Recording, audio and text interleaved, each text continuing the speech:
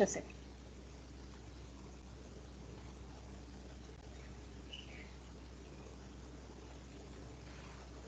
Okay. So till now, what we have studied in these courses, we have studied about networks, specifically the structures and properties of these networks.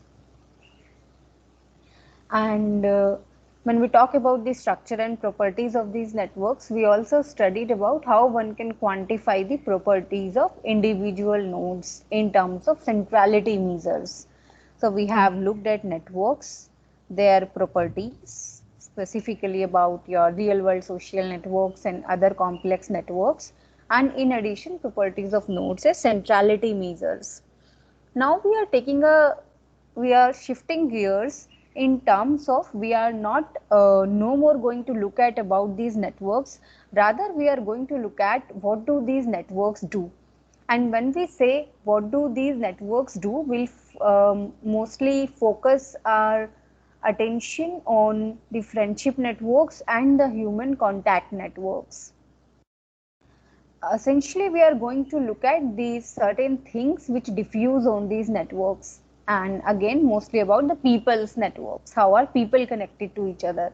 So you would remember that question from your mid-sem exam where we talked about the spreading of COVID, and then we thought about if one wants to model such a network, what will be the nodes and edges in this network.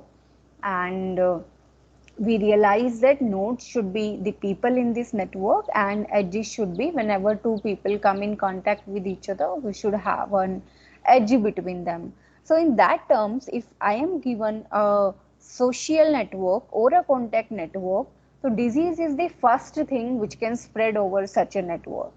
Apart from disease, can you think of any other entity which can spread on these networks?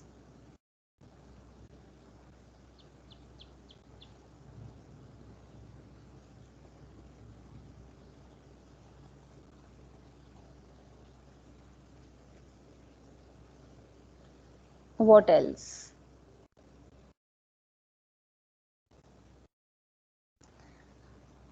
So diseases are contagious. Other than diseases, there are also certain things which are contagious. Do you think obesity is contagious? Do you think smoking is contagious? Or do you think altruism is contagious? So there has been a sequence of research and people have showed that rather all these things are contagious. Obesity is contagious in the sense that it has been proven that if your friend is obese, your chances of becoming obese may increase by 45%. Happiness is also contagious. Depression is also contagious. If your friends smoke, chances that you smoke will also become contagious. So till now we were talking about them in terms of social influence. Right, so social influence is nothing but a kind of a behavior is spreading over a network. Another major thing which spreads on the network is the information. So I'm going to put diseases in one category and information, ideas, behavior, all these things in another category. So talking about behavior, even as simple behaviors as yawning and clapping, they are also contagious. So it has been seen that in a presentation, most of the times when people stand up and clap, you do a survey and ask the people why did they actually stand up and clap. Was it because they really found the talk that fascinating? And most of the times the answer is no. People stand up and clap simply because the person sitting next to them or in front of them stood up and clap. So as more and more people stand up and clap, there is this peer pressure building on the other audience. They also stand up and clap. So in that terms, behaviors are also contagious. So now, instead of simply talking about how these things are contagious, we are going to look into well-defined scientific models of how do you actually model the spreading of all these things. So we are going to study this all under one term which is called diffusion, and in diffusion we are going to look at two things. So first is the diffusion of diseases and second is the diffusion of information, ideas and behavior. And there are very different models sitting at the heart of all these things. So before starting, let me ask you a question. So I also call this the big boss house analogy. So the question focuses on, what do you think, whether diseases and information, what do you think, do they spread in the same way?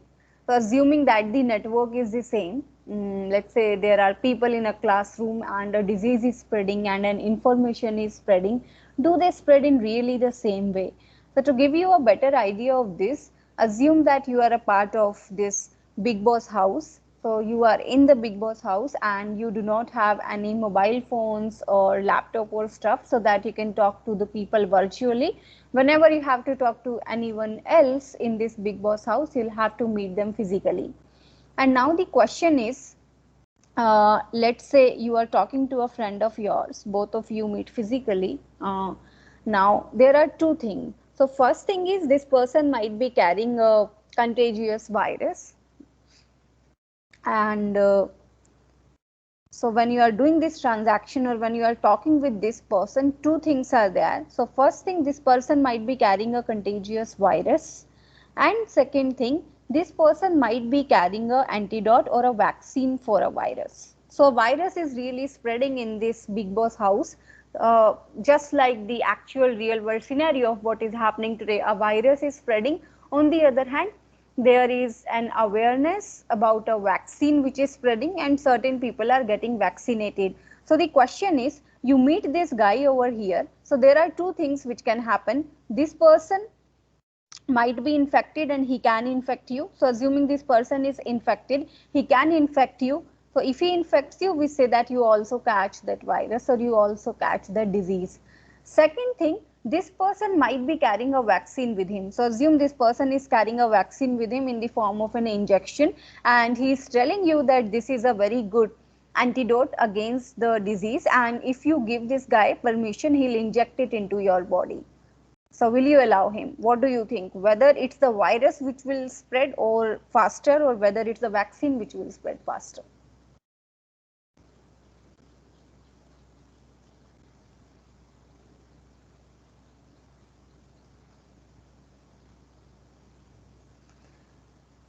Do you think you will, so right away we are listening about this vaccine from news channels, from our relatives, from our parents. That's why we feel relatively safe and we might allow someone to inject it in our body. Assume there was just one person in this world who comes to you and asks you the permission to inject this medicine into your body. There is a very high chance that you are going to say no, because you don't trust the opposite person, right? So if the person is definitely not your mom or dad whom you very highly trust, you will not allow them to do so.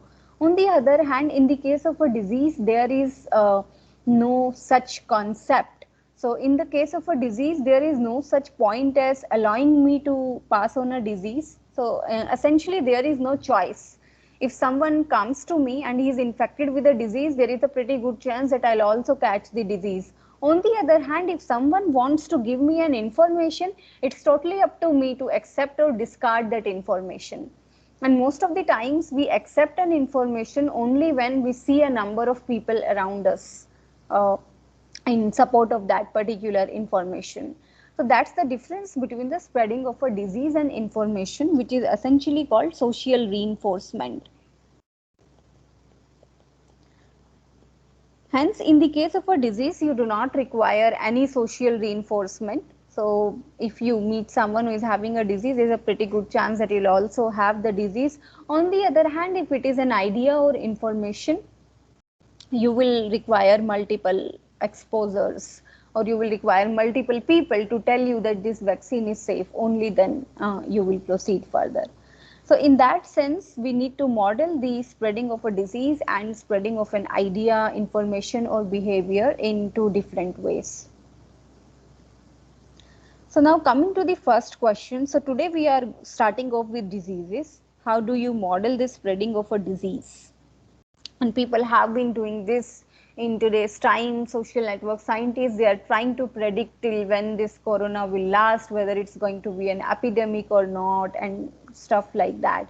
So you do all of that with the help of disease spreading models. So whenever we talk about a model, what really goes into building a model? So till now we have studied some models for social networks themselves. So what we did was we looked at some real world social networks, looked at their characteristics. So we saw that a real world social network has clustering, and friend of a friend is back a friend, right? And then we study that real world networks, they have power law degree distribution. So based on this actual data of real world networks, we came up with the models. So we came up with one model which introduced clustering in the network, essentially Watt-Strogat's model. And then looking at the power law degree distribution, we came at the Barabasi-Albert model. So this was regarding the creation of a network. Now we are talking about how do you model the spreading of a disease. So again, to model the spreading of a disease, one needs to have the data. So assume that in your institute a disease is spreading, and I want you to come up with a model which simulates the spreading of a disease. So to even come up with this model, what is the raw data do you think you require? So what is the data which you when study you can think about how can you model a disease? Any ideas? Ma'am, the primary and secondary contacts. Okay, the primary and secondary contacts. So what do you mean by when you say a contact is primary or secondary? If someone is tested positive and a particular person has come in contact with the person who tested positive, then he's a primary, and the person who's Okay, come in contact with the primary is secondary. perfect, perfect. So primary contacts and secondary contacts. Any other thing? So now putting it in the whatever Wright says, putting it in terms of our social network analysis, I can say. So whenever I'm talking about these contacts, I'm essentially talking about how the network is. So I should have a knowledge of who talked with which other person. So I should know person A came in contact with person B. So the same network which we were talking about in our midsem exam, B came in contact with C, C back came in contact with A, so on and so forth. So we need this network, right? That is the first thing. In addition to the network, we also need to know who infected whom, because I'm going to model this entire scenario. So first is the network I need, and second thing is we need a time stamped data of, okay, fine, on the very first day B was infected, on the second day B passed on the infection to A, on the third day A passed the infection to E, so on and so forth. So we require both of this data. And unfortunately, in the case of a disease, both of this data is absent. We do not have the contact network. So let's say I'm trying to model the spread of this COVID-19, right? So I do not have this entire contact network. I do not know which two people sat in a flight together. Collecting this data is really, really hard. Or which two people sat in an auto rickshaw together, which two people talked in the new corner of world in a home, so on and so forth. So I do not have this network. In addition, I even do not have this data. Assume that by hook or crook somehow we got a hold of this network. Still, we do not have this data. I do not know who is infecting whom. I might know that yes, let's say on the first day B and C were infected and on the second day A was infected. But you do not have a well defined path. You do not know whether it is B who passed on the infection to A or is it C. Right? So same scenario you can see in your home also. So when I was young, in our home everyone other than me they suffered from eye flu, so three other members in my home, the very next day I also suffered from eye flu, but it's really difficult to get hold of which was the person who passed on the disease to me. So both of these data are absent when we talk about a disease spreading. But when we talk about the spreading of an information or idea, so talking about the today's world when everything is happening on internet, you have both of this information. In what sense? So we have already seen that the social networks, they are available to us, right? Maybe in their anonymized version. So I said these networks exist. So definitely the Facebook scientists, they have that entire Facebook data. They know who is a friend with whom. And they also have this information because whenever anyone shares anyone else's content on Facebook, you know that this is A who is sharing B's content. So B has definitely passed on this information to A. So in the case of information diffusion, it makes sense to collect such a data and work with it. But in the case of a disease spreading, a contagious disease, getting hold of both of this data is very difficult. So what do we do then? And rather, these diseases, scientists have been modeling them ever since 1800s. So they have some well-defined models which work pretty well for the contagious diseases. They very well predict whether a disease is going to become epidemic or not, and what preventive measures you should take, so on and so forth. So when you do not have this data, how do you model the spreading of a disease? So in that terms, we are going to study two models. So the first model, it's called compartmental. I would say, instead of model, I would say models. So we have a number of compartmental models. They are based on, they are actually pretty simple. As the name suggests, so we are saying compartmental model. So what we do, we have certain compartments. So let's say a disease is spreading, it might be swine flu or maybe some other contagious disease. So what we are going to do is, we are going to divide the entire population into certain compartments.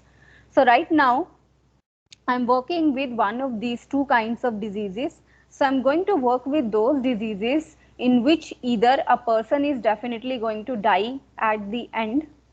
So it's a contagious disease which is also a terminal illness. And then the second is, it's a disease which will happen to you only once in your lifetime. So once you have the disease, once you become infected, after that you will acquire a lifetime immunity against that disease. So for example, measles, and let me say Ebola. So here, assuming that Ebola is fatal, although people might get recovered from it. So if you have in your mind name of any disease which is contagious as well as fatal, let me know. So starting with these measles or Ebola, we are going to divide our population into three compartments. So first is susceptible.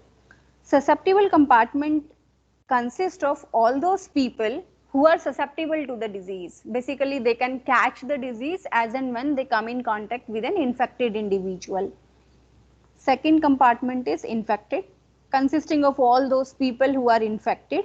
And the third chamber is recovered or removed. So once you are infected, after that you are either going to recover, in case it is a disease for which you will get lifetime immunity. So you will recover and you will no more become susceptible, right? Because you can no more become infected, or you will be removed from the network. So in case the person comes in contact with this disease and ultimately dies, so he is going to come in this removed category. Now, I do not have the information about the network here, as we said. So this model works on numbers. So we only need to have numbers. How many people are in the susceptible compartment, how many people are infected, and how many people are recovered. So initially what will happen, most of the population will be in susceptible compartment. So assuming there are n people, so almost n minus k people will be here, k people will be here. So these are your initial people in the population which got infected, and now they will start infecting the other people, specifically the people who are in this susceptible compartment, and after some time these people will get recovered. Now, the problem is, I have some people here sitting in the susceptible compartment, and then you have some small number of people in the infected compartment. I do not know of the ties here. So which infected person is connected to which susceptible person, so that I know the path of disease diffusion. So what this model assumes is, it assumes everyone is connected to everyone else. So basically any infected person can pass on the disease to any susceptible person. So you have all these ties here. So it's assumed to be a what I can say, a bipartite complete network. So you have susceptible and infected people, and every infected person is connected to every other susceptible person. So let's assume that number of people in susceptible compartment in S, that in infected is I, and that in recovered is R. So I'll have how many links here? S into I links here. This model further works on some differential equations. So what I am going to do is, I am going to look at the rate of change of people in the susceptible compartment. Similarly, rate of change of people in infected compartment, and then rate of change of people in the recovered compartment. So let me first talk about the rate of change of people, rate of change of people in the susceptible compartment, ds by dt. Right? So what is happening in the susceptible compartment? You see, this rate should always be negative because people are always going from the susceptible compartment to the infected compartment. People are not coming back here. So I have a minus here, right? And there are these many links possible between the people. So I'm going to write it here, and I'm going to append a factor here which is called alpha. Alpha here is nothing but the rate of infection. So it simply means every time an infected person comes in contact with a susceptible person here, there is an alpha chance that the disease will be transmitted, and there are s into I such channels. So that's why I write ds by dt equals to minus alpha si. We could see the initial step here as ds by dt is actually proportional to si, or you can say minus si, and then I have this factor rate of infection here, which makes ds by dt equals to minus alpha si. Now, let's come to the rate of change of people in this infected compartment. So now what is happening in the infected compartment? There are certain people who are coming from the susceptible compartment here, and there are certain other people who are getting recovered and going out from this compartment. So certain people are coming in and some people are going out. So how many people come in? So all these people who are going out from the susceptible compartment are coming in the infected compartment. So I have an alpha Si here, and then certain people are going out. So we have a minus here, and on what factor does people go out? So we are here going to assume that at any given time, if there is a person in the infected compartment with an independent probability of beta, it can get recovered or it can get removed. So beta here is my rate of recovery, or you can say the rate of removal. So there were I people in the infected compartment, everyone gets removed or recovered with a probability of beta. So this here becomes the rate of change of people in infected compartment. Similarly, what is dr by dt? So if we look at this recovered or removed compartment, people are always going to come in it. So people are coming in it from the infected compartment. So all these people who go out of the infected compartment actually come back in this recovered compartment. So this rate equals to beta into I. So you can work with these rates and then see how people are going from susceptible compartment to the infected to the recovered, so on and so forth. Now, one of the important questions which is asked in all the disease spreading models is, can you predict whether a disease is going to become epidemic or not? So epidemic is when almost everyone is in the population is going to become infected, or I can say if I see 10 days down the lane, 20 days down the lane, or 1 year down the lane, the disease is still existing in the network. So do you think this disease will finally be eradicated from the population, or do you think it will exist indefinitely? So if it exists indefinitely, we say that the disease is an epidemic. So in this case, based on these differential equations, how do we say when the disease is becoming an epidemic? So disease becomes an epidemic if this factor which you see over here, rate of change of people in the infected compartment, if it is less than 0, the disease will ultimately die away from the network, and if this rate is greater than 0, that is people are coming and coming and coming in the infected compartment, right? And if you look at both the things, people coming and going out, if this entire thing becomes greater than 0, then the disease will exist in the network. So in order for a disease to become epidemic, this condition should hold: alpha Si minus beta I should be greater than 0. Let me write it down. For disease to be epidemic,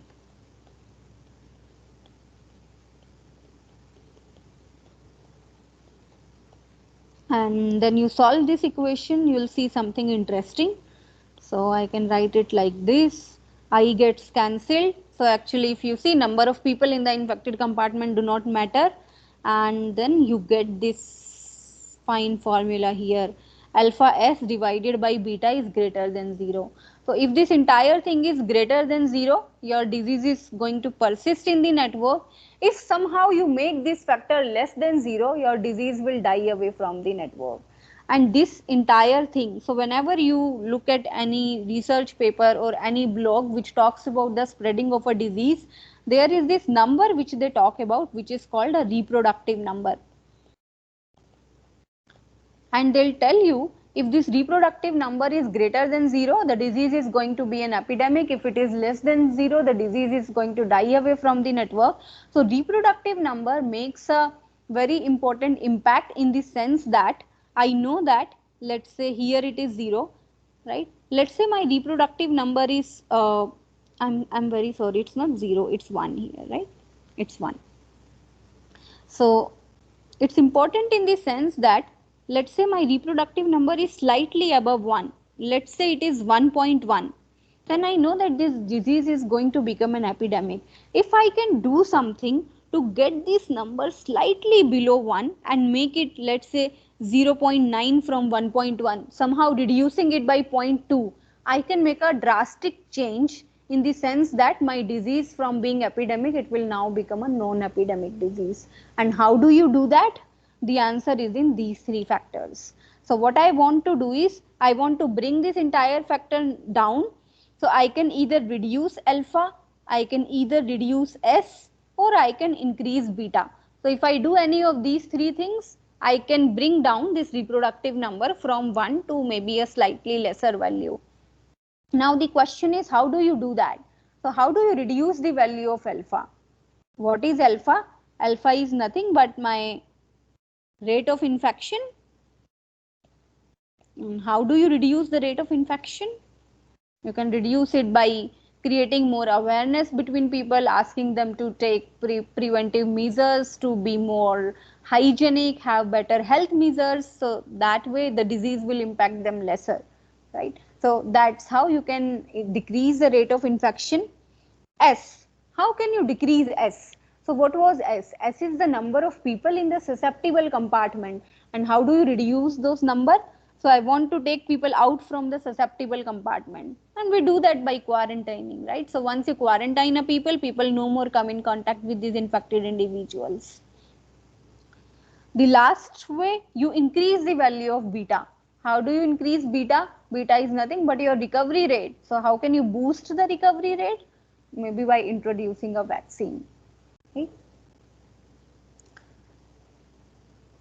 So our basic aim is to do any of these three things: reduce alpha, reduce S, or increase beta, and get this reproductive number slightly, make it become slightly lesser than 1. Now, so this is a very basic model which is used. Now you can have variants of this model. So one variant of this model is, now you can say that maybe such a model will not work with COVID-19 because let's say once a person is recovered from COVID-19, maybe he again come back in contact with an infected individual and he again becomes infected. So what change can you do to this current model to fit it for a disease which can infect a person again and again? So you can just see what changes do you need to do to the compartments here. So definitely I have a susceptible compartment. So, and then I have an infected compartment. So people go from susceptible to infected, and once these infected people, they are recovered, they actually do not go to a recovered or removed compartment, they come back to the susceptible compartment. Again they can become infected when they come in contact with an infected person. And then you can model the changes in equations also here. So what becomes ds by dt now? So minus alpha si, right, plus, so all these people who are being recovered, they are coming back to the susceptible compartment. So this beta I comes back here. Similarly, what is di by dt? Exact opposite of this. So alpha si people coming here and beta I people leaving from here. And then again you can work back with the same equations. So to check whether the disease is an epidemic or not. Then you can use it for some other kind of diseases. So there are certain diseases in which, let's say you are modeling a disease in infants. So what happens in those cases is when a baby is born, so for some time duration, it has certain immunity which is acquired from the mother, which is called maternally acquired immunity. So for that, you can have an MSIR model. So what is MSIR model? Again, these three chambers remain the same. So before these three chambers, you also have a maternally acquired immunity chamber. So till the time the person is here, he is essentially immune. And so you can say for T time periods, a person remain here, and after T time periods, this guy will move to the susceptible chamber. And then similarly to I, similarly to R. For some diseases, you use models like SEIR model. So E here is exposed. So this you can use for the diseases in which once you come in contact with an infected person, you do not become infected. Rather, you have to remain continuously exposed to a disease for some time in order for you to acquire that disease. So you can have a new chamber there exposed. So essentially, based on the kind of a disease you are modeling, you can change these compartments here. So whenever you look at these disease spreading models in a blog or in a research paper or even in Wikipedia, you will see a number of such alphabets there. So each alphabet is a different compartment, which again depends on the kind of a disease you are trying to model. Now I'll move on to a slightly more involved model. So again, this theory of this process of making models for a particular phenomenon observed in nature starts with, so first you have a very basic model which have a lot of assumptions so that you can keep it simple, and then slowly you start lifting those assumptions one by one. So can we lift some assumption from this model and then convert it into a better model is the next question.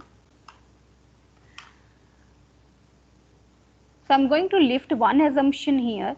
So till now what we were assuming is, the assumption was this one here,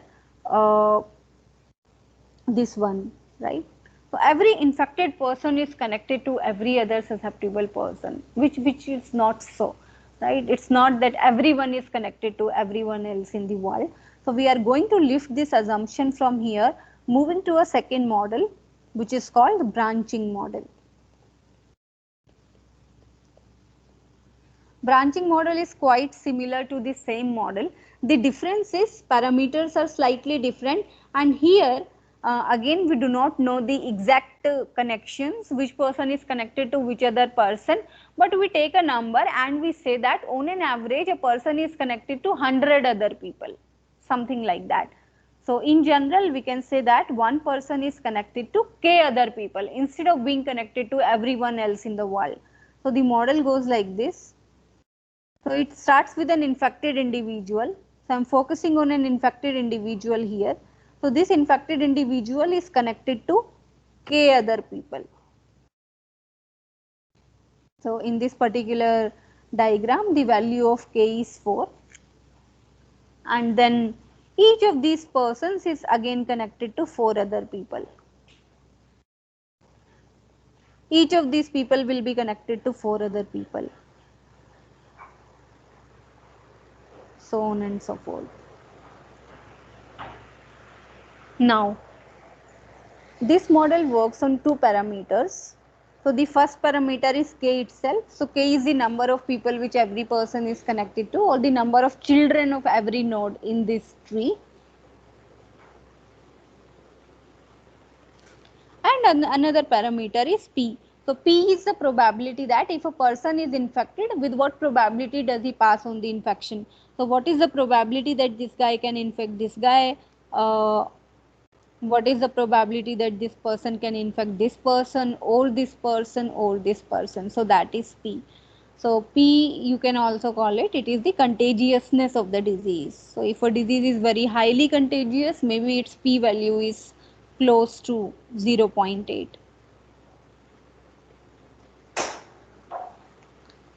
Now it's completely a probabilistic model. So I have a few questions for you here. So just looking at this diagram, some very basic questions. So let me again explain this diagram. So this is the root node which is currently infected. This person has these 4 children. I don't know, any of these can be infected, depends on what happens. So for example, let's say the value of P is 0.5. So the model simply boils down to tossing a coin for every edge. So I toss a coin for this edge. If I get a tail, then no infection. If I get a 1, this guy will get infected. Repeat the procedure for this edge, this edge, this edge, and for every other edge, and keep doing that. And you get a simulation of a disease spreading in a network. Okay, so I'm going to type a few questions in the chat window. So think about them. You can discuss them with each other or even with me right now. So we'll start with these questions again in the next session. So I'll type these questions one by one, and better you discuss these questions with me, because in the next session we also might have a quiz based on these questions itself. Okay, so K is the number of contacts and P is your contagiousness of the disease.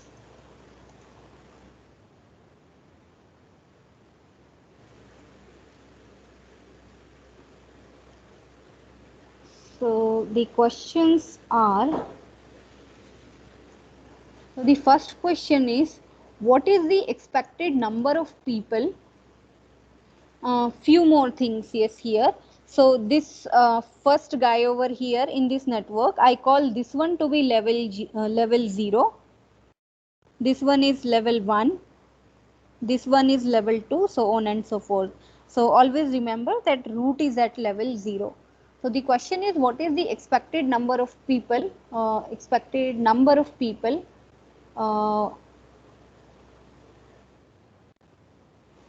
let me write it down. This was not expected. So the first question is, what is the number of people at level I? Can someone answer this? So you can keep these questions in your mind. When I write all the questions, maybe you can answer some of these. So the next is, what is the expected number of infected people at level 1?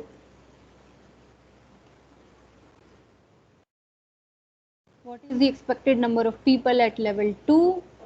And then what is the expected number of infected people at level I, let's say?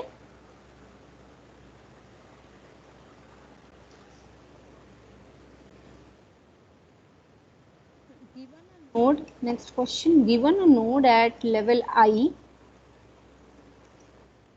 there are some basic probability questions. What is the probability that it's infected?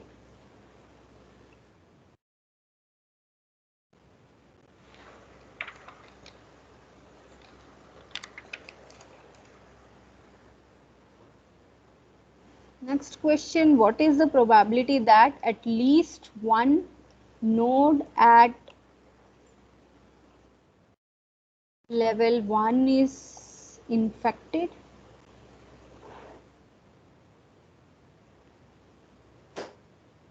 What is the probability that at least one node at level 2 is infected? And then what is the probability that at least one node at level I is infected? So take time, think about these questions, and let me know if you can answer a few of these.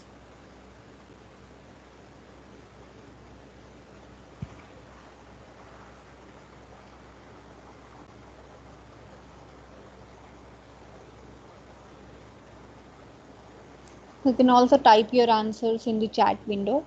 So I'm giving you next 10 or 13 minutes to think about these questions and discuss them with me. So in the next session, we'll start with these questions again.